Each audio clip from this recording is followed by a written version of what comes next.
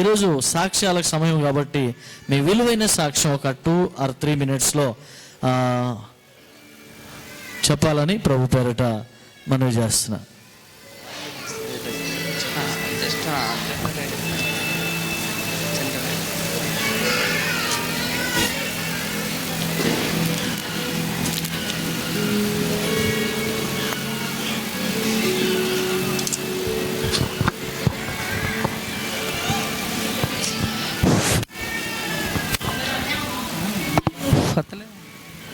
Praise Lord, praise Lord. Hallelujah, hallelujah. So దేవుడు నాకు ఇచ్చిన ఈ కృపను బట్టి దేవాతి దేవునికి వందనాలు చెల్లిస్తూ, మరి ఇచ్చిన అవకాశాన్ని బట్టి సహోదరునికి, నా spiritual father, I thank you so much. So just ఒక ఫ్యూ మినిట్స్, ఒక 5 నిమిషాలు, ఒక 3 నిమిషాల్లో నేను ఒక దేవుని ప్రేమను గురించి చెప్పాలని నా హృదయంతో భారంతో నిండింది. సో అది షేర్ చేయాలనుకున్నాను. సో సమయం లేనందువల్ల వచ్చే వారం మనం షేర్ చేసుకుందామేమో అనుకున్నాను. కానీ దేవుని కృపను బట్టి అన్న తిరిగి ఆలోచన చేసి ఇది దేవుని కృప, దేవుని ప్రేమని షేర్ చేసుకోవడానికి దేవుడు ఇచ్చిన కృపను బట్టి మీకు వందనాలు చెల్లిస్తూ. ఓకే, అయితే నేను వాక్యం ఏం తీయ, కానీ ఒక ప్రభు ఒక ప్రేమను బట్టి నా హృదయంలో నిండిన ఒక భారాన్ని బట్టి మీతో పంచుకుంటున్నాను.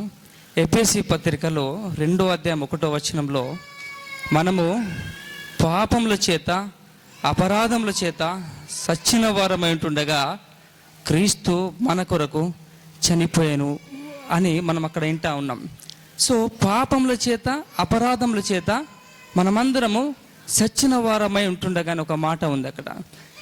అయితే మనము ఎలాగో చచ్చాము, ఎలాగో మనం చనిపోయాము అని ఆలోచన చేస్తే 3 రకాల ఒక మరణాల గురించి మనం ఆలోచన చేస్తాం. అక్కడ బైబిల్ గ్రంథంలో the 3 types of death will be written in the Bible. The first one is spiritual death. ఆత్మీయంగా మనం మరణించాం, అది ఎఫెసీ పత్రిక 2:1 వచనం ఉన్నది.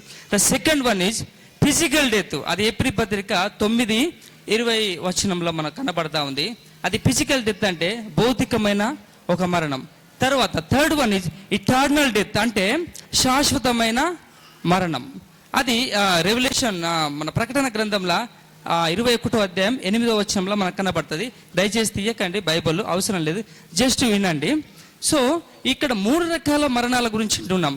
ఒకటి ఆత్మీయమైన మరణం, రెండోది భౌతికమైన మరణం, మూడోది శాశ్వతమైన మరణం. చూడండి, ఇక్కడ భౌతికమైన మరణం ప్రతి ఒక్కరికి చావాల్సిందే, ఏదన్నా ఒక రోజు, ఏదో ఒక రోజు. ఒకరు 50 ఏళ్ళు కావచ్చు, 60 ఏళ్ళు కావచ్చు, ఒకరు 100 సంవత్సరాలు కావచ్చు, అంతకంటే ఎక్కువ బతికి కూడా కొంతమంది చావచ్చు. కానీ తప్పకుండా మరణించవలసిన దినం మాత్రం ప్రతి ఒక్కరికి ఉన్నది, అది భౌతికమైన మరణం. తర్వాత శాశ్వతమైన మరణం. శాశ్వతమైన మరణం ఏంటంటే మనము అది నిత్య నరకంలోనికి పోయే ఒక మరణం, తీర్పు దినం.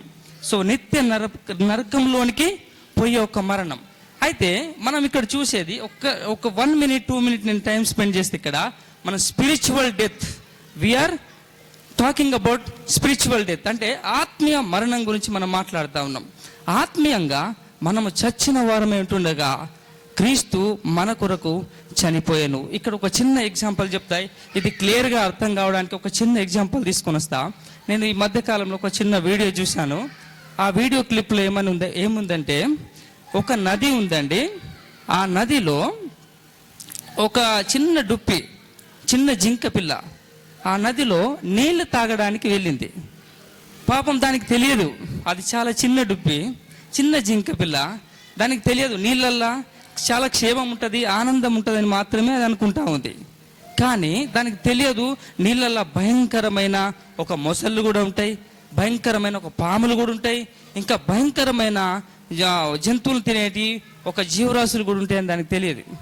పాపం అది నీళ్లు తాగుతూ ఉంటే కింది నుంచి మొసలు ఎక్కడి నుంచి వచ్చిందో తెలియదు, కానీ ఒక భయంకరంగా లేచి ఒక మరణకరమైన ఒక పంజ ఆ డుప్పి మీద, ఆ చిన్న జింక మీద విసిరేయడం జరుగుతుంది.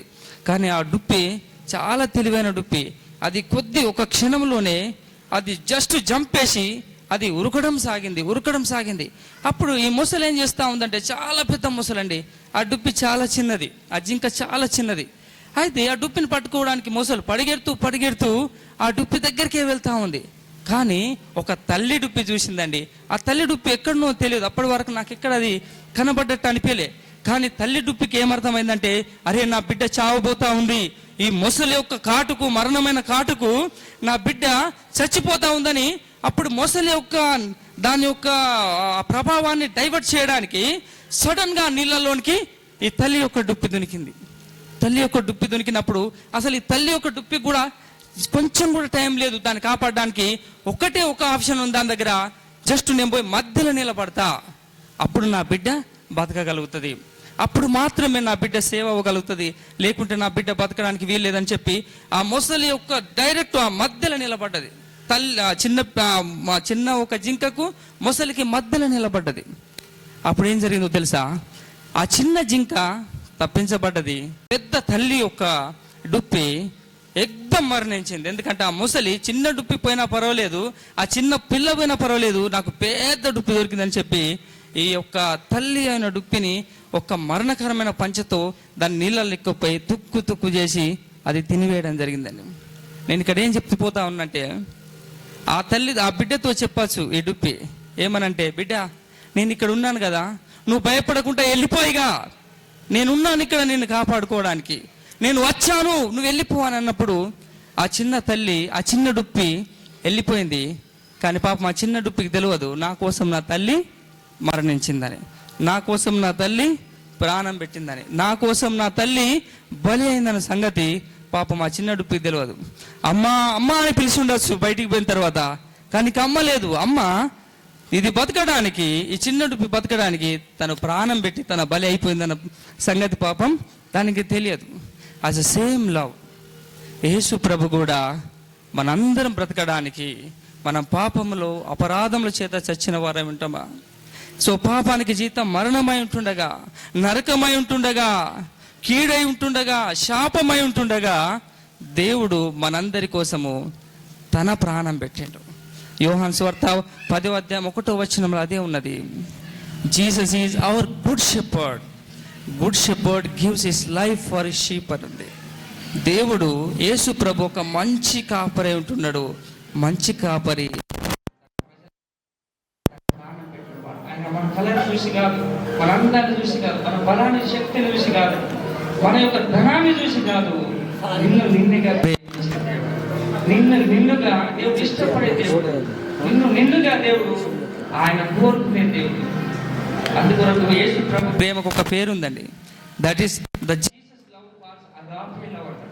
అగాపే లవ్ అంటే దే నో ఎండ్స్ అండి, అది ఎప్పుడు అంతం కానిది, అది శాశ్వతమైనది, దట్ ఇటర్నల్ లవ్ అంటారు.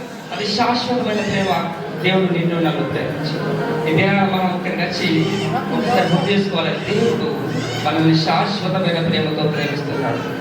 దేవుడు మనల్ని నిత్యమైన ప్రేమతో ప్రేమిస్తుంది. ఈ లోకంలో కాదు, యేసు ప్రభు 2వ రాకడ వచ్చినప్పుడు కూడా దేవునితో మనం ఉండేవాళ్ళం. అందుకోసం దేవుడు మన పాపంలో అపరాధంలో చనిపోయిన మనల్ని ఆయన బ్రతికించి కూర్చోబెట్టి నిలబెట్టి మన ఒక సంఘంగా ఆయన తయారు చేసిండు, సమాజంగా తయారు చేసిండు, ఒక కుటుంబంగా తయారు చేసిండు. సో అందుకొరకు మనము వర్షిప్ వస్తున్నామంటే, ఆరాధిస్తున్నామంటే ఆయన చేసిన మేలన్నిటిని బట్టి దేవునికి థ్యాంక్స్ చెప్పడానికి, దేవునికి కృతజ్ఞతలు చెప్పడానికి, దేవుని ఆరాధించడానికి వస్తున్నాం. Because his love never ends, his love ever lasting love. ఆయన ప్రేమ స్వచ్ఛమైంది, నిస్వార్థమైంది, కపటం లేని ప్రేమ. నిన్ను నన్ను ప్రేమిస్తున్నా ప్రతి ఒక్కరం, మన వాళ్ళు విడిచిపెట్టినా, మన బంధువులు మనని ప్రేమించకపోయినా, మన భార్యవారు మనం కుటుంబ సభ్యులు ప్రేమించుకున్నా, ఒకటి నేను చెప్పగలుగుతా, నా హృదయపూర్వకంగా దేవుడు మనల్ని ప్రేమిస్తున్నాడు. ఆ దేవుడు మనల్ని విడువడు, ఎడబాయడు. ఇట్టి ప్రేమ దేవుడు మన మీద ఎల్లప్పుడూ వచ్చింది గాక. ఆమేన్. థ్యాంక్ యూ పాస్టర్ గారు. దాదాపు 10 minutes దేవుని సందేశం, నాట్య సాక్ష్యం. ఓకేనా?